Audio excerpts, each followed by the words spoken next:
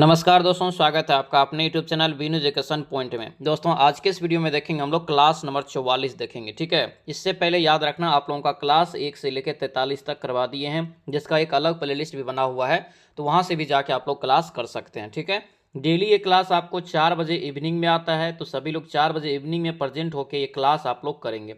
इसमें जो कंप्लीट आपका रहेगा इतिहास, जो भूगोल, अर्थशास्त्र, राजनीतिक शास्त्र और बिहार स्पेशल से इसमें जीके आपका रहेगा, प्रश्न आपका रहेगा। और पिछला जो एग्जाम हुआ है और एनसीईआरटी पैटर्न को फॉलो करके ये सारे क्वेश्चन इसमें आपको लाए हुए हैं। और 12,000 प्लस वैकेंसी है, तो एक बेहतरीन तरीका से तैयारी करेंगे तो जरूर दोस्तों इसमें आपको सफलता मिलेगा।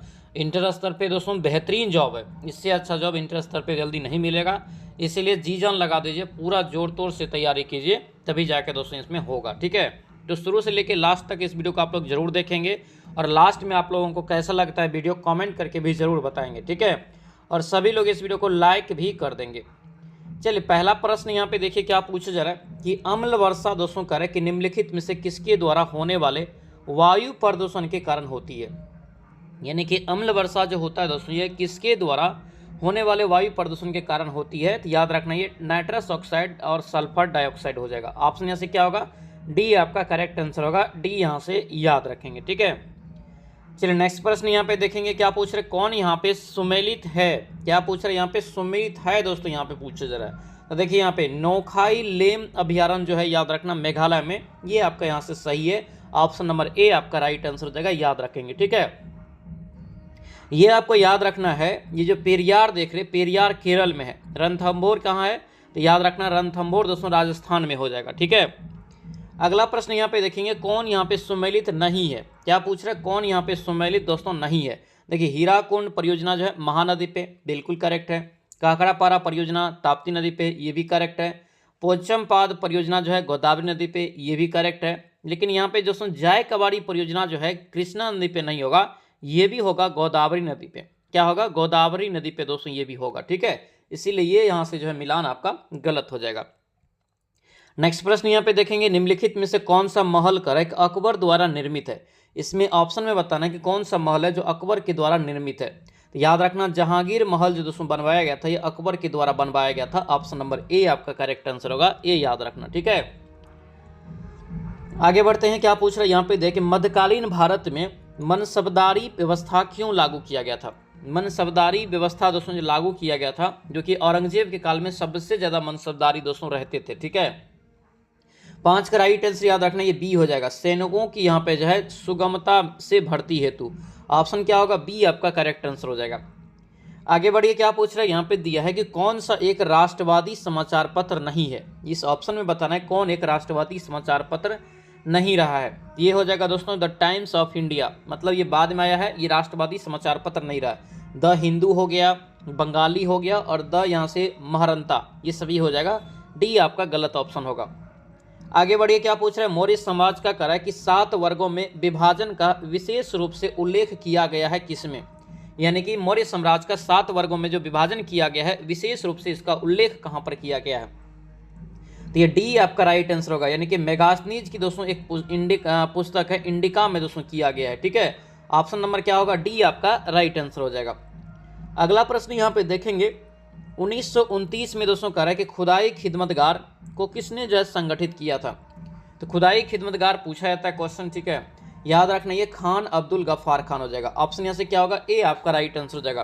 खान अब्दुल गफ्फार खान दोस्तों याद रखना पाकिस्तान में जो हो जाएगा, पाकिस्तानी नागरिक हो जाएगा बाद में। लेकिन ये पहला व्यक्ति है जो विदेशी दोस्तों मिला था, यानी कि विदेशी पहला व्यक्ति है जिसे भारत रत्न मिला था। ये प्रश्न था, भारत रत्न प्राप्त करने वाले पहले विदेशी व्यक्ति, ये हो जाएगा खान अब्दुल गफ्फार खान। ऑप्शन यहाँ से क्या होगा, ए हो जाएगा। अगला यहाँ से देखेंगे क्या पूछ रहे हैं, भारतीय संविधान द्वारा प्रदत्त निम्न में से कौन सा अधिकार गैर नागरिकों को भी उपलब्ध है। एक अधिकार है जो गैर नागरिक, जो नागरिक नहीं भी है भारत का, उसे भी दोस्तों प्राप्त है। इसका राइट आंसर हो जाएगा संवैधानिक निराकरण का अधिकार। ऑप्शन यहाँ से क्या होगा, ए आपका राइट आंसर हो जाएगा। अगला प्रश्न यहाँ पे बताइए, संविधान की प्रस्तावना की विधिक स्वरूप दोस्तों क्या है। संविधान की प्रस्तावना का विधिक स्वरूप क्या है। 10 का राइट आंसर याद रखेंगे, बी हो जाएगा, यह लागू नहीं किया जा सकता है स्वरूप। ठीक है, विधिक स्वरूप। ऑप्शन यहाँ से क्या होगा, बी हो जाएगा। प्रस्तावना में मात्र एक बार संशोधन हुआ है, 42वें संविधान संशोधन के तहत 1976 में दोस्तों हुआ था, ये भी याद रखना। अगला प्रश्न यहाँ पे देखेंगे, एक विधेयक जो संसद में प्रस्तुत किया जाता है, एक विधेयक है जो संसद में प्रस्तुत किया जाता है, कौन सी क्रिया के बाद अधिनियम बन जाता है? कौन सी अभिक्रिया के बाद, यानी क्रिया के बाद ये क्या होता है? तो अधिनियम बन जाता है।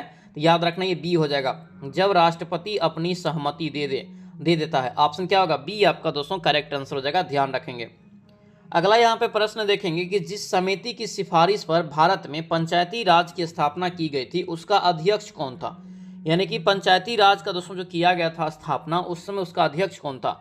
12 का राइट आंसर याद रखने, बलवंत राय मेहता के आधार पे। ऑप्शन क्या होगा? सी हो जाएगा। इसका जो दोस्तों गठन होता है बलवंत राय मेहता समिति का 1957 में होता है, ठीक है। और ये जो ग्राम पंचायत का त्रिस्तरीय रूल अभी चल रहा है, इसी का देन है, बलवंत राय मेहता जी का देन है, ध्यान रखना। आगे बढ़िए, इलेक्ट्रॉन की दोस्तों तरंग प्रकृति का खोज किसने किया? इलेक्ट्रॉन की तरंग प्रकृति की खोज जो है किसके द्वारा किया गया? ध्यान रखेंगे, ये ह्यूगो डी ब्रीज हो जाएगा, यानी कि नहीं, ये आपका होगा डी ब्रोगली होगा। वो ह्यूगो डी ब्रीज उत्परिवर्तन का सिद्धांत दिया था, ये अलग है, डी ब्रोगली, इसका याद रखना। ए आपका दोस्तों करेक्ट आंसर होगा, याद रखेंगे। मिथाइल ऑरेंज के क्षारीय विलयन का रंग कैसा होता है? मिथाइल ऑरेंज का यानी कि दोस्तों पूछा जा रहा है कि क्षारीय विलयन का रंग कैसा हो जाएगा? ये पीला हो जाएगा। कैसा हो जाएगा? पीला। ऑप्शन यहां से क्या होगा? ए हो जाएगा। अगला प्रश्न यहां पे देखेंगे कि प्राकृतिक रबड़ को कठोर बनाने के लिए क्या मिलाया जाता है? बहुत वीवीआई प्रश्न रहेगा, कई बार एग्जाम में भी ये प्रश्न आपको पूछा जा चुका है। तो प्राकृतिक रबड़ को आप कठोर बनाना चाह रहे हैं तो उसमें क्या मिलाया जाएगा? तो याद रखना कार्बन की मात्रा मिलाया जाता है। ऑप्शन क्या हो जाएगा? ए आपका राइट आंसर हो जाएगा। उजला थोथा यानी कि व्हाइट विट्रॉल जो है किसे कहा जाता है? थोथा का मतलब याद रखना विट्रॉल होता है, ध्यान रखेंगे, ठीक है। तो क्या पूछा यहाँ पे दिया है कि उजला थोथा दोस्तों यहाँ पे है कि इसका रासायनिक सूत्र क्या होता है? व्हाइट विट्रॉल का रासायनिक सूत्र क्या होता है? ये हो जाएगा जिंक यहाँ पे जो है सल्फेट, यानी कि Zn SO4 × 7H2O। Option number B आपका बिल्कुल करेक्ट आंसर होगा, याद रखना, ठीक है। ये हरा कशिश का दोस्तों ये फॉर्मूला हो जाएगा, ठीक है। आगे बढ़िए, क्या पूछ रहे? निम्नलिखित में से कह रहा है कि किस ग्रह का घनत्व सबसे कम होता है? 17 का राइट आंसर बताइए, किस ग्रह का घनत्व जो है सबसे कम होता है? ध्यान रखेंगे, ये शनि ग्रह हो जाएगा, ठीक है। शनि ग्रह, ये वलय युक्त ग्रह के नाम से भी इसे जानते हैं। मंगल ग्रह याद रखना रेड ग्रह के नाम से जानते हैं, ठीक है। और बृहस्पति सबसे बड़ा ग्रह है और सबसे भारी ग्रह भी है, ठीक है। शुक्र याद रखना पृथ्वी की बहन हो जाएगा, पृथ्वी की जुड़वा ग्रह भी पूछ देगा तो शुक्र हो जाएगा। और इवनिंग स्टार या मॉर्निंग स्टार भी अगर आपसे पूछे तो शुक्र ग्रह ही होगा। सबसे चमकीला ग्रह भी आप अगर आपसे पूछ ले तो याद रखना ये शुक्र ग्रह होगा। और शुक्र के पास कोई उपग्रह नहीं है, ये भी आप ध्यान रखना। शुक्र और बुध के पास, दोनों ग्रह के पास जो कोई उपग्रह नहीं है। उपग्रह मतलब क्या? जो भारत यानी कि क्या है, पृथ्वी जो है दोस्तों क्या है, पृथ्वी का उपग्रह चंद्रमा है, इसी प्रकार से उसके पास कोई उपग्रह नहीं है बुध और शुक्र के पास। किस देश में विषुवत रेखा नहीं गुजरती है? इस ऑप्शन में बताना है कि किस देश से विषुवत रेखा दोस्तों नहीं गुजरती है। इसका राइट आंसर याद रखना अर्जेंटीना हो जाएगा। क्या होगा? ये अर्जेंटीना दोस्तों हो जाएगा। डी आपका राइट आंसर होगा, डी याद रखेंगे। नेक्स्ट यहाँ पे प्रश्न है कि शीतोष्ण कटिबंध क्षेत्र की वनस्पति क्या कहलाती है? शीतोष्ण कटिबंध क्षेत्र की वनस्पति क्या कहलाती है? 19 का करेक्ट आंसर हो जाएगा मेसोफाइट। क्या हो जाएगा? मेसोफाइट। ऑप्शन नंबर ए दोस्तों आपका राइट आंसर होगा। ए आप लोगों को याद रखना है, ठीक है। अगला प्रश्न यहाँ पे देखेंगे, करे कि घटनाओं के प्रारंभ के कालानुक्रम में व्यवस्थित करके नीचे आपको दोस्तों क्रम में सजाना है, ठीक है। देखिए, प्रोजेक्ट टाइगर की शुरुआत आप जानते हैं 1973 में, और प्रोजेक्ट हाथी का शुरुआत भी आपको बताए हैं 1991-92 में, ठीक है। अगर यहाँ से इसका राइट आंसर निकालेंगे तो बी आपका हो जाएगा दोस्तों। पहले तो हो जाएगा ये वन्यजीव 1986 वाला, आपको 1900, ये आपका क्या है, वन्यजीव संरक्षण अधिनियम है ना, 1900 कितना हो जाएगा? तो ये आपका 72 हो जाएगा। इधर आप देखेंगे तो ये आपका जो है 1342 हो जाएगा, 1342, 1342, 1342 यहाँ से हो जाएगा, ठीक है। ऑप्शन नंबर क्या होगा? ये बी आपका राइट आंसर होगा, बी याद रखेंगे, ठीक है। आगे बढ़िए, क्या पूछ रहे हैं यहाँ पे? देखिए, जोवाई सुकुरु दोस्तों यहाँ पे या जोजारी जो है किस नदी की सहायक नदियां हैं? तो 21 का राइट आंसर क्या होगा? लूनी नदी हो जाएगा। क्या होगा? लूनी नदी। ऑप्शन नंबर बी आपका राइट आंसर होगा, याद रखना, ठीक है। आगे बढ़िए, एक गोलीय दर्पण की प्रवर्ती पृष्ठ के मध्य एक बिंदु होता है, जिसे क्या कहते हैं? जिसे क्या कहा जाता है दोस्तों? याद रखना, इसी को हम लोग बोलते हैं क्या? ध्रुव बोलते हैं, यानी कि पोल बोलते हैं। जैसे आपका ये होता है, ये जो बिंदु होता है क्या होता है? पोल होता है। ऑप्शन यहाँ से ए हो जाएगा। अगला प्रश्न यहाँ पे पूछा जा रहा है कि किसी चालक में विद्युत धारा द्वारा उत्पन्न ऊष्मा को किस रूप में निरूपित करते हैं? किसी चालक में विद्युत धारा द्वारा उत्पन्न ऊष्मा को किस रूप में निरूपित करते हैं? याद रखना ये H बराबर I² RT हो जाएगा। ये बी आपका करेक्ट आंसर होगा। ये VVI दोस्तों प्रश्न रहेगा, यहाँ से आपको जो है पूछा जाता है प्रश्न, ठीक है। अगला प्रश्न यहाँ पे देखेंगे कि निम्नलिखित में से कौन सी एक रासायनिक अभिक्रिया है? 24 का राइट आंसर बताइए। कौन सी एक रासायनिक अभिक्रिया है ये पूछा जा रहा है। याद रखना मक्खन का खट्टा होना एक रासायनिक प्रक्रिया हो जाएगा। उसके बाद बर्फ का पिघलना जानवे करते भौतिक प्रक्रिया हो जाएगा। कपड़े का गीले कपड़े का सूखना ये सभी भौतिक प्रक्रिया का हो जाएगा। ऊर्ध्वपातन में जो बदलता है आयोडीन ये भी आपका भौतिक हो जाएगा। आगे यहाँ पे बढ़िए क्या पूछ दिया यहाँ पे कि जब किसी साबुन के बुलबुले को आवेशित किया जाता है तो निम्नलिखित में से क्या घटित होता है? अगर साबुन के बुलबुले को क्या करेंगे, आवेश डालेंगे तो उसको उसका आकार में दोस्तों क्या प्रभाव पड़ेगा या उसके त्रिज्या में क्या प्रभाव पड़ेगा ये पूछा जा रहा है। याद रखना है उसकी त्रिज्या बढ़ जाएगी। क्या होगा? ये त्रिज्या बढ़ जाएगी, यानी कि आकार भी उसका क्या होगा, थोड़ा सा बढ़ेगा, ठीक है। अगला प्रश्न यहाँ पे देखेंगे कौन सा घोल दोस्तों है जो विद्युत चालक नहीं है? 26 का राइट आंसर यहाँ पे है कि कौन सा घोल है जो विद्युत चालक दोस्तों नहीं है। तो 26 का करेक्ट आंसर यहाँ से याद रखेंगे क्या हो जाएगा, ये 26 का बी हो जाएगा। ग्लूकोज घोल यहाँ से इसका करेक्ट आंसर होगा, बी याद रखेंगे। अगला प्रश्न यहाँ पे क्या पूछा जा रहा है? जब प्रकाश की किरण एक सघन माध्यम से विरल माध्यम में यात्रा करती है तो यह किस दिशा में मुड़ जाती है? सघन माध्यम से विरल माध्यम में, तो सघन माध्यम से विरल माध्यम में जाएगा तो यह अविलंब से दूर और गति और बढ़ जाता है, ठीक है, यानी खाली जगह मिल जाएगा। ऑप्शन नंबर बी आपका करेक्ट आंसर हो जाएगा। अगला यहाँ पे प्रश्न है कि निम्नलिखित उपकरणों में से कौन सा चालक में विभवांतर बनाए रखने में मदद करता है? कौन यहाँ पे है जो चालक को दोस्तों करे चालक में विभवांतर को बनाए रखने में मदद करता है? 28 का राइट आंसर याद रखना सेल या बैटरी। क्या हो जाएगा? सेल या बैटरी। ऑप्शन नंबर ए आपका करेक्ट आंसर होगा, याद रखना, ठीक है। दोस्तों आपसे रिक्वेस्ट है अगर आप इस चैनल पर नए हैं तो चैनल को जरूर सब्सक्राइब कर लीजिए और इस वीडियो को दोस्तों के साथ शेयर कर दीजिए, ठीक है।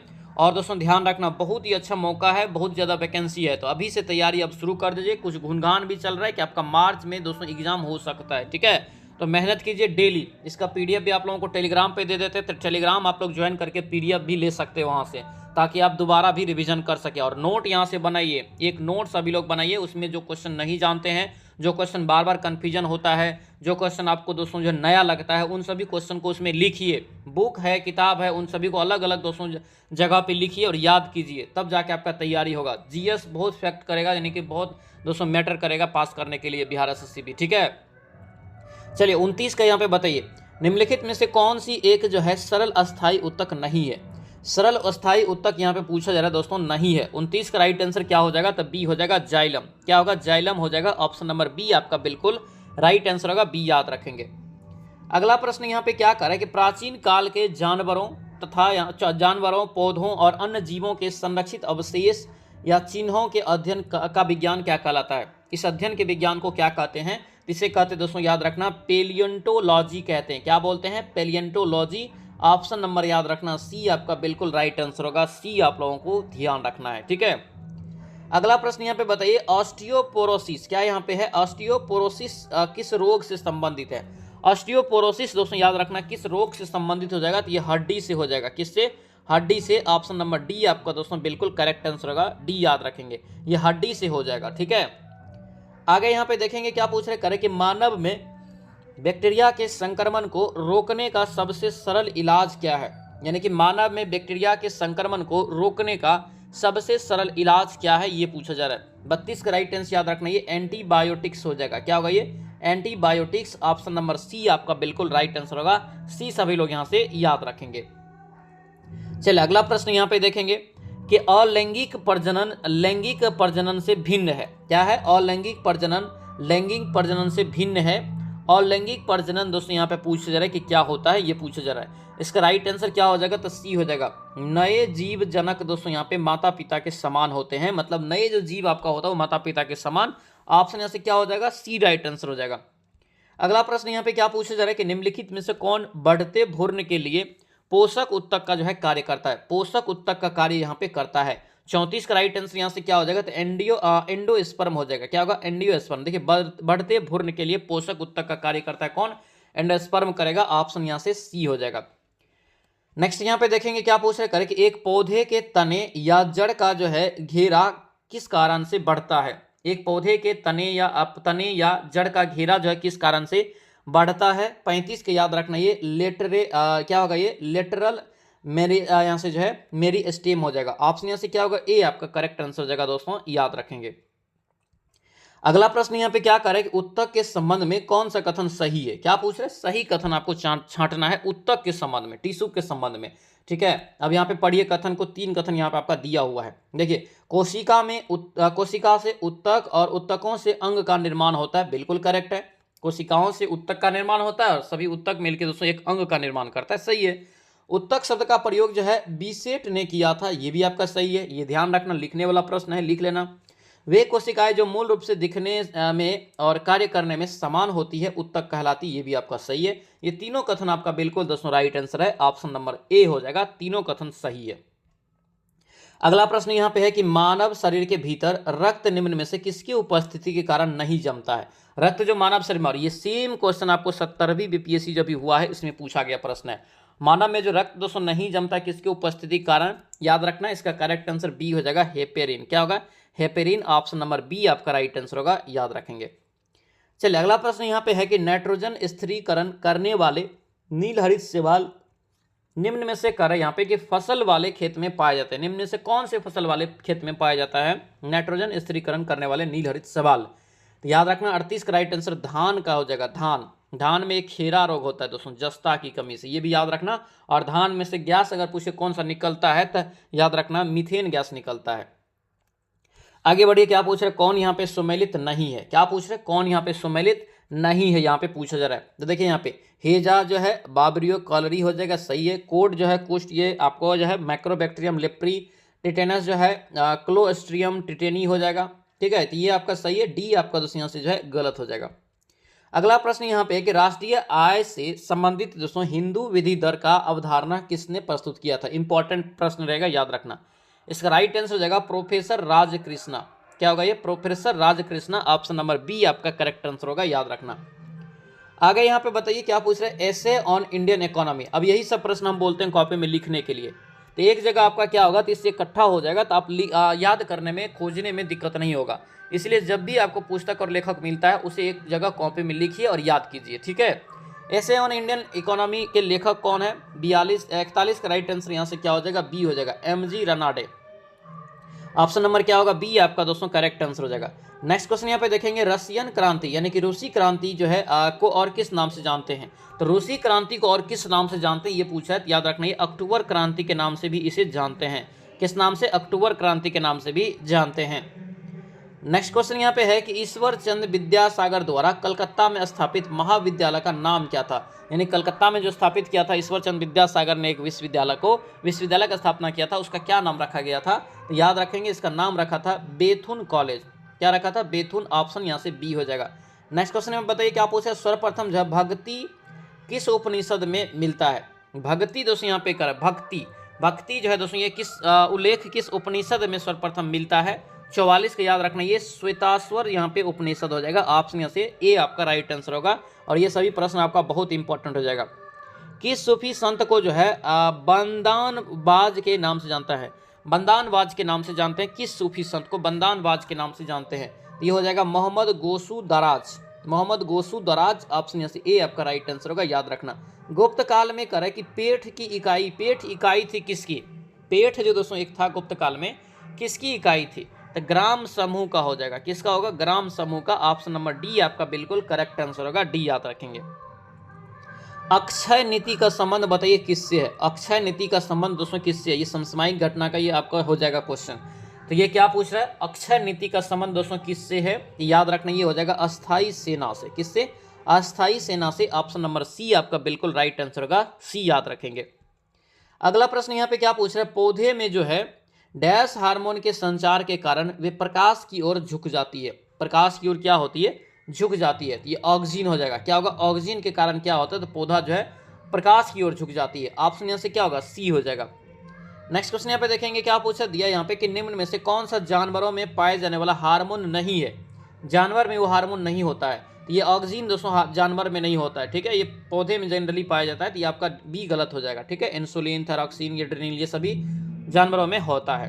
अगला प्रश्न यहाँ पे क्या पूछ रहा है कि मछलियों के हृदय में डैश कक्ष होते हैं। मछलियों के दोस्तों हृदय में, फिश के हृदय में कितने कक्ष होते हैं? इंपॉर्टेंट है, 2 कक्ष होते हैं। कितना कक्ष होते हैं? 2 कक्ष होते हैं। 2 यहाँ से याद रखेंगे।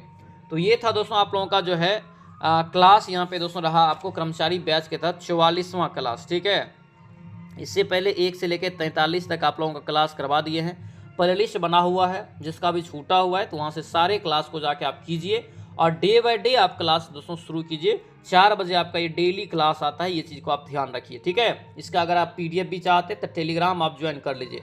टेलीग्राम आप ज्वाइन करके वहाँ से प्राप्त कर सकते हैं। टेलीग्राम का लिंक आपको इस वीडियो के डिस्क्रिप्शन बॉक्स में हम दे दिए हैं। ठीक है, बाकी जो भी इस चैनल पर नए हैं चैनल को जरूर सब्सक्राइब कर लीजिए और इस वीडियो को लाइक जरूर कर दीजिएगा। ठीक है, चलिए अब मिलते हैं दोस्तों हम लोग जो है नेक्स्ट वीडियो में, नेक्स्ट क्लास में। तब तक के लिए जय हिंद।